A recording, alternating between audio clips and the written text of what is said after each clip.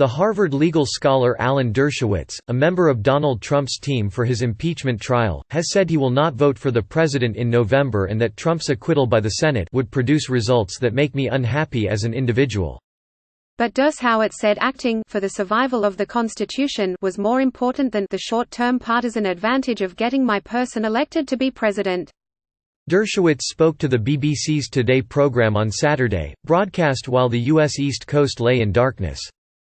His remarks were no surprise. Dershowitz is a familiar voice in the media, to some degree a controversialist or gadfly, willing to go against the grain of public opinion or to represent unpopular clients, among them O.J. Simpson and Jeffrey Epstein.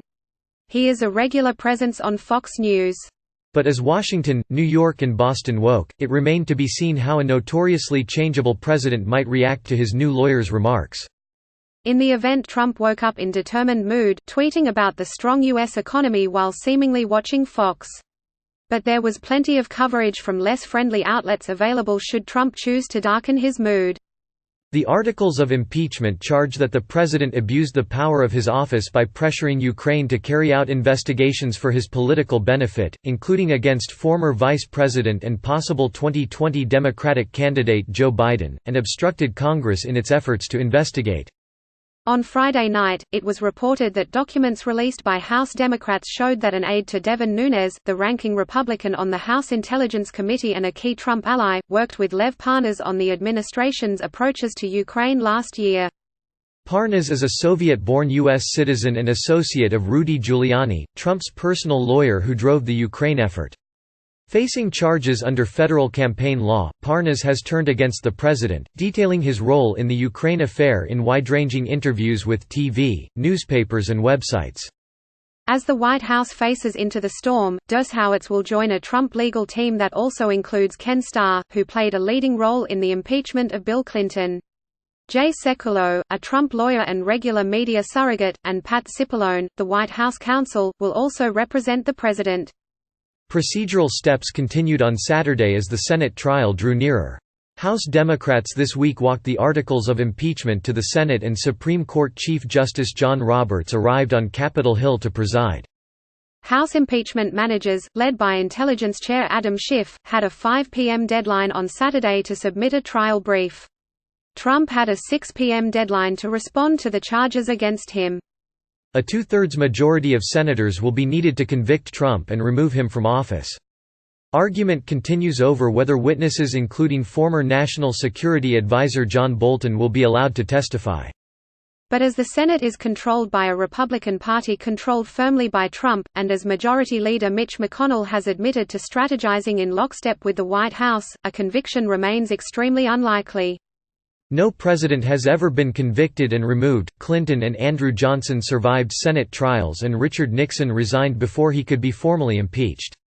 On the BBC, Dershowitz was asked if he thought Trump was a good president and how he felt about potentially facilitating his re-election. "It's a very, very different issue," he said. "I'm a Democrat. I intend to vote Democrat. I think that Democrats would be disappointed to see the president re-elected and Republicans would be pleased." Pressed on his personal feelings about Trump's impeachment, Dershowitz said it creates ambivalence in me as it does whenever I represent somebody whose acquittal would produce results that make me unhappy as an individual. But I would never, ever allow my own partisan views to impact my views on the Constitution. I'm not going to allow my partisan views to impact my constitutional views and what I think is best for the long-term survival of the Constitution rather than the short-term partisan advantage of getting my person elected to be president. Many observers have seen Trump's selection of Dershowitz and Starr as a partisan move. In the words of The Washington Post, to form the crack legal team that will defend him in the impeachment trial that begins on Tuesday, President Trump went right to the place where the most accomplished and effective lawyers can be found, Fox News. On Fox and elsewhere, Dershowitz has argued that abuse of power is not an impeachable offense. On CNN on Saturday morning, he said obstruction of Congress was made up. He also said that in the Senate trial he would be only appearing arguing on behalf of the Constitution. He would answer questions from senators, he said, but would have a limited role, as agreed with Trump.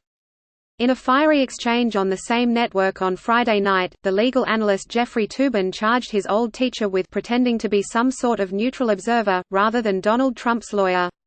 For some reason you don't want to admit that. Toobin said, and that's up to you. But, I think straightforwardly that abuse of power, the framers recognized it, that's what's the issue in this case, and the senators are perfectly capable of determining whether what the president did is a violation of his oath. Dershowitz answered, "Let me perfectly clear, I am an advocate, against impeachment. But I'm politically neutral, that is I would make the same argument whether it was a Democrat or a Republican. I don't let my political preferences interfere with my constitutional analysis." I think the country is helped, he added, when they hear from someone like me who is a liberal Democrat, who has always voted Democrat. But, he said, I want the impeachment to fail.